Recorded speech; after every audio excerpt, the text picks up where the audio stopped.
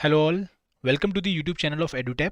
In this video, we are going to discuss the important MCQs from the RTI Act. देखिए right to information act जो है ये हमारे syllabus का part है ESIC डिप्टी डायरेक्टर कोर्स में, और यहाँ पर हमारे इस लेक्चर में हम 10 इंपॉर्टेंट MCQs डिस्कस करेंगे from the topic RTI act, ताकि आप लोगों की जो तैयारी है एग्जाम की वो काफ़ी अच्छी हो जाए। ठीक है, अगर आप लोगों ने already right to information act पढ़ लिया है, टॉपिक कवर कर लिया है, तो यहाँ पर आप लोग कॉपी पेन लेकर बैठिए और देखिए कि आपको आउट ऑफ 10 कितने क्वेश्चन आते हैं।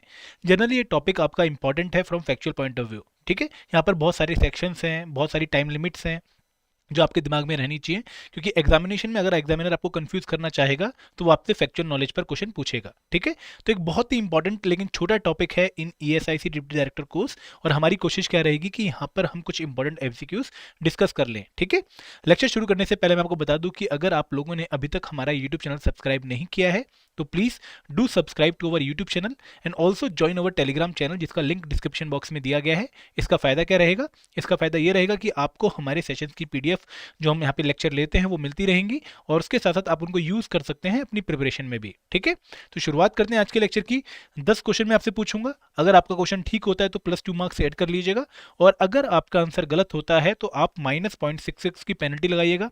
और प्लीज कमेंट सेक्शन में पक्का शेयर करिएगा कि आपका क्या स्कोर बना है। ठीक है, क्योंकि हमारी कोशिश यही है कि हम इसको इंगेज करें, हम खुद को एक तरीके से चेक पे रखें कि हमारी जो प्रिपरेशन वो किस लेवल पर पहुंची है। तो आप लोग प्लीज, आपसे रिक्वेस्ट है कि इस टेस्ट को देने के बाद 10 क्वेश्चन सॉल्व करने के बाद अपना स्कोर पक्का शेयर करें। ठीक है, तो शुरुआत करते हैं। पहला क्वेश्चन है, the first state to introduce the law on right to information was, कि इंडिया में पहला स्टेट कौन सा था जिसने एक लॉ बनाया था राइट टू इन्फॉर्मेशन के रिगार्डिंग? तमिलनाडु, उत्तर प्रदेश, महाराष्ट्र या गुजरात? इनमें से कौन सा इंडिया का पहला स्टेट है जिसने right to information law pass किया था? देखिए बहुत ही इंटरेस्टिंग क्वेश्चन है, और यहाँ पर ये आपको पता होना चाहिए बिल्कुल कि Tamil Nadu was the first state of India जिसने 1997 में पहली बार एक लॉ बनाया ऑन राइट टू इन्फॉर्मेशन। ठीक है, ये फैक्चुअल नॉलेज है जो आपको बिल्कुल अच्छे से कवर होनी चाहिए। जैसे पहला राज्य इंडिया का जहाँ पर पंचायती राज इंस्टीट्यूशन बनाए गए, ठीक है, या फिर पहला राज्य जहाँ पर लोकपाल इंस्टीट्यूशन बनाया, लोकायुक्त इंस्टीट्यूशन बनाया गया। तो ये ऐसी फैक्चुअल बातें हैं जहाँ पर एग्जामिनर आपको कंफ्यूज करता है, तो आपको ध्यान में रखना है कि पहला स्टेट इंडिया का तमिलनाडु था जहाँ पर एक लॉ बनाया गया ऑन राइट टू इन्फॉर्मेशन। ठीक है, अगला क्वेश्चन देखते हैं।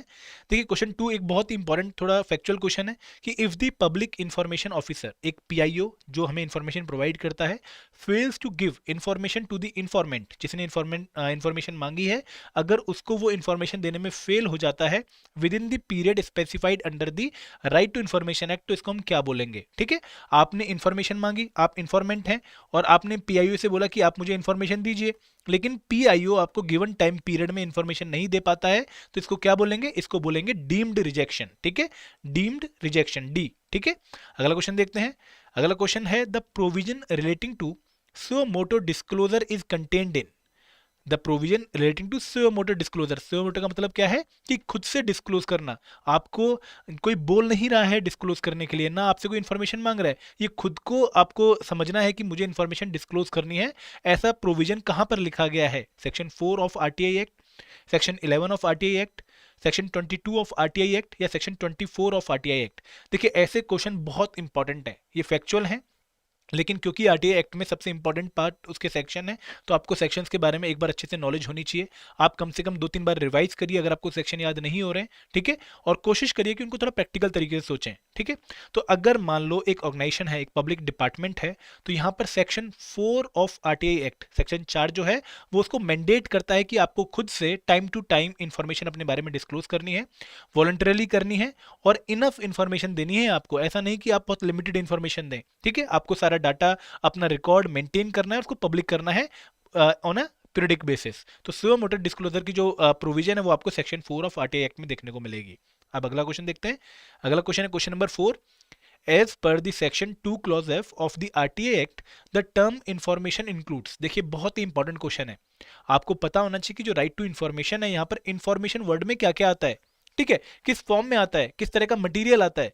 तो any material in any form which can be a record, which can be a document, which can be a contract, वो सब आपका इंफॉर्मेशन की डेफिनेशन में आएगा। तो आपका आंसर क्या बनेगा?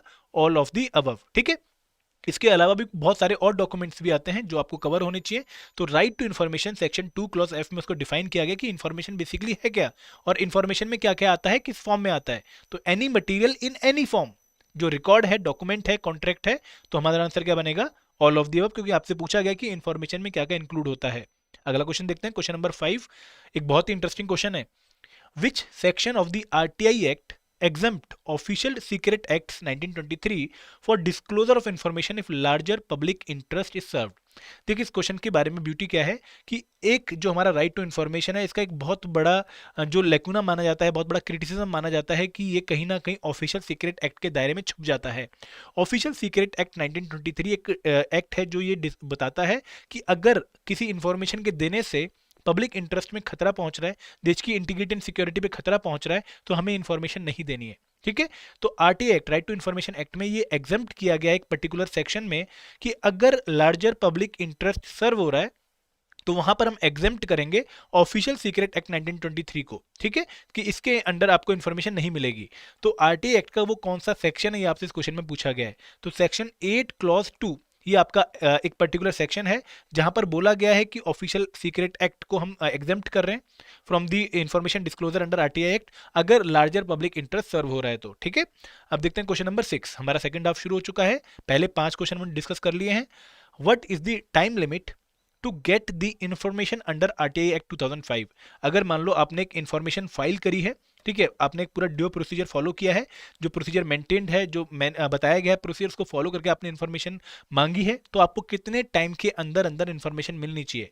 देखिए नॉर्मल सर्कमस्टांसिस में 30 दिन का टाइम है जब आपको इन्फॉर्मेशन मिलनी चाहिए। तो 15 नहीं, 45 नहीं, 60 नहीं, 30 दिन आपको एक टाइम लिमिट प्रिस्क्राइब करी गई है जिसके अंदर अंदर आपको इन्फॉर्मेशन मिलेगी। अब बात करते हैं क्वेश्चन नंबर 7 की।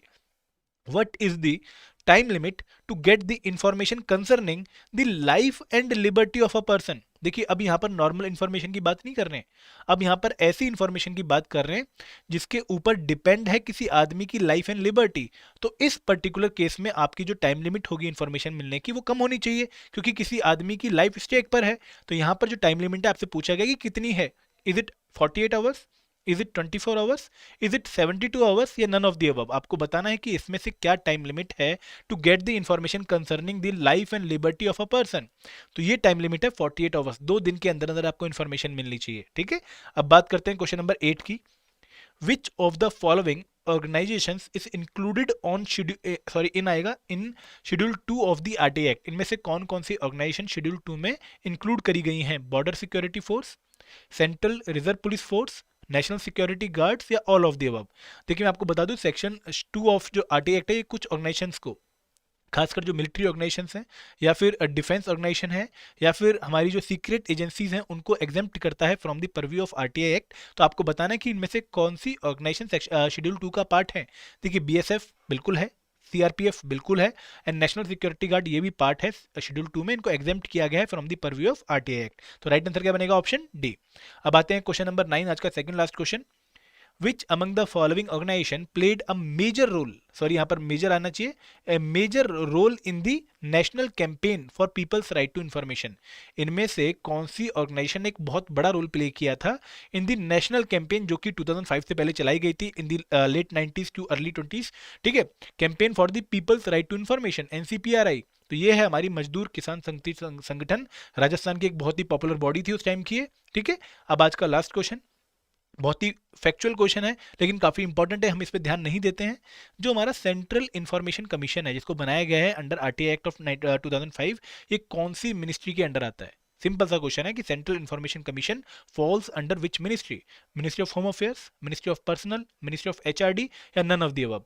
देखिए जो हमारा सेंट्रल इंफॉर्मेशन कमीशन, अगर आप लोगों ने राइट गेस नहीं किया है अभी तक, it is fall under the ministry of personal. ठीक है, तो ये थे हमारे आज के 10 क्वेश्चन। आई होप कि आप लोगों ने एक बार चेक किया होगा कि आप कहाँ स्टैंड करते हैं। अगर आपको कोई डाउट है, कोई क्वेरी है, तो please contact us at 8146207241 and you can drop a mail at hello@edutap.co.in। Thank you all friends, जय हिंद, जय भारत।